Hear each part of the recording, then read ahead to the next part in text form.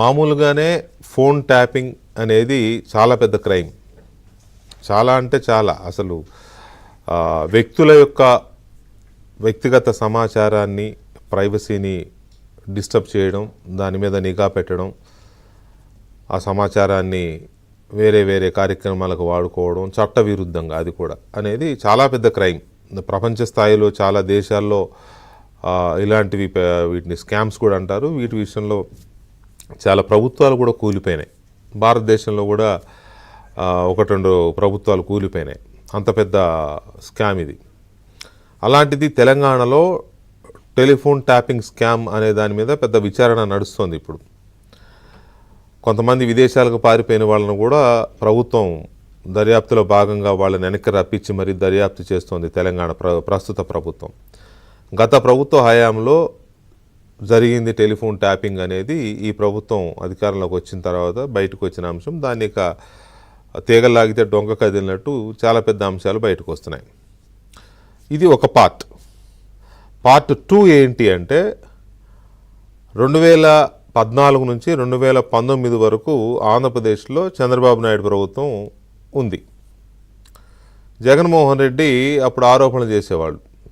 ప్రతిపక్ష నాయకుడిగా Chandrababu Naidu telephone tapping చేస్తున్నాడు, పెగాసస్ అనే ఒక సాఫ్ట్వేర్ తీసుకొచ్చి, అప్పుడు ఏబి వెంకటేశ్వరరావు గారు ఇంటెలిజెన్స్ డీజీగా ఉన్నారు. ఏబి వెంకటేశ్వరరావు ఇజ్రాయెల్కి చెందిన పెగాసస్ తీసుకొచ్చి ఇక్కడ మా ఫోన్లను ట్యాప్ చేస్తున్నారని ఊరు వాడ గగ్గోలు పెట్టేవాడు జగన్మోహన్ రెడ్డి. సరే, ప్రభుత్వం ఆయన ముఖ్యమంత్రి అయ్యాడు. ఆయన ప్రభుత్వం అధికారంలోకి వచ్చింది. జగన్మోహన్ రెడ్డి ప్రభుత్వం వచ్చిన తర్వాత దాని మీద ఏదో అడావుడి, ఏదో సంథింగ్ సభా కమిటీ అని వేశారు, ఏదో కమిటీ అని వేశారు. అది నిగ్గు తేల్చాలని ఏమీ తేల్చలేదు.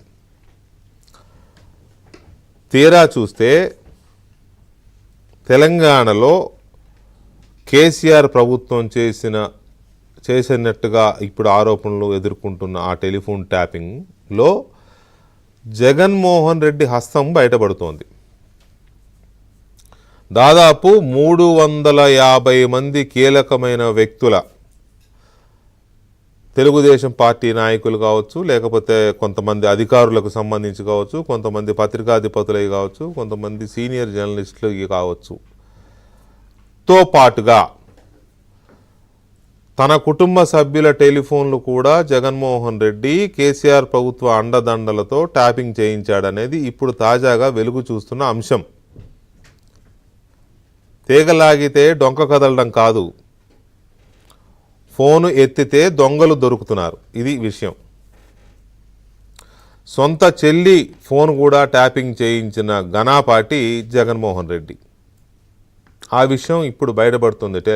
తెలంగాణ ప్రభుత్వం, రేవంత్ రెడ్డి గారి ప్రభుత్వం టెలిఫోన్ ట్యాపింగ్, కేసీఆర్ హయాంలో జరిగిన టెలిఫోన్ ట్యాపింగ్ జరిగిందని ఏవైతే ఆరోపణలు వస్తున్నాయో వాటి మీద దర్యాప్తు చేస్తూ ఉంటే ఆ దర్యాప్తులో జగన్మోహన్ రెడ్డి ఈ కుట్రకు పాల్పడ్డాడు, ఈ కుట్ర చేశాడు అనేది ఈ లేటెస్ట్ బ్రేకింగ్.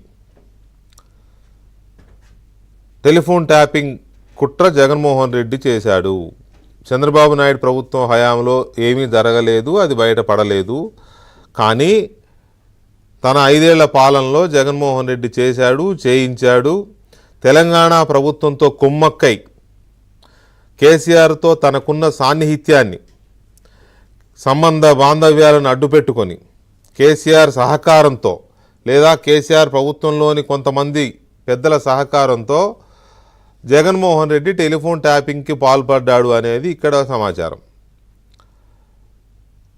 ఇది సొంత చెల్లెలు షర్మిల ఫోన్ కూడా ట్యాపింగ్ చేయించడంతో పాటు మరొక 350 మంది కీలకమైన వ్యక్తుల యొక్క టెలిఫోన్లు ట్యాప్ చేయించాడు జగన్మోహన్ రెడ్డి. ఇటు కేసీఆర్ దాదాపు 600 మంది వ్యక్తుల టెలిఫోన్లు, అటు ఆయన జగన్మోహన్ రెడ్డి గారు ఒక 350 మంది ఫోన్లు ట్యాప్ చేయించారనేది లేటెస్ట్ అప్డేట్. అయితే ఈ టెలిఫోన్ ట్యాపింగ్కి సంబంధించి తెలంగాణలో ఏం జరుగుతుంది, దర్యాప్తులో ఏ అంశాలు బయటపడుతున్నాయి అనేది ముందుగా మా క్రైమ్ కరెస్పాండెంట్ ప్రవీణ్ అప్డేట్ ఇస్తారు. ఆ తర్వాత ఏపీలో ఏం జరిగింది, ఏబి వెంకటేశ్వరరావు డీజీగా ఉన్నప్పుడు జగన్మోహన్ రెడ్డి చేసిన, చంద్రబాబు నాయుడు ప్రభుత్వం మీద జగన్మోహన్ రెడ్డి చేసిన ఆరోపణలు ఏంటి, ఆ ఆరోపణల్లో పసలేవని తేలిపోయిన తర్వాత జగన్మోహన్ రెడ్డే స్వయంగా ఈ కుట్రకు తెరలేపిన అంశం, దీనికి సంబంధించి మా ఏపీ బ్యూరో చీఫ్ రామారావు కూడా అప్డేట్ ఇస్తారు. ముందుగా తెలంగాణ టెలిఫోన్ ట్యాపింగ్ ఆరోపణలపైన, ఆ స్కామ్గా చెప్పబడుతున్న దానిపైన దర్యాప్తు జరుగుతున్న తీరు మీద మా క్రైమ్ కరెస్పాండెంట్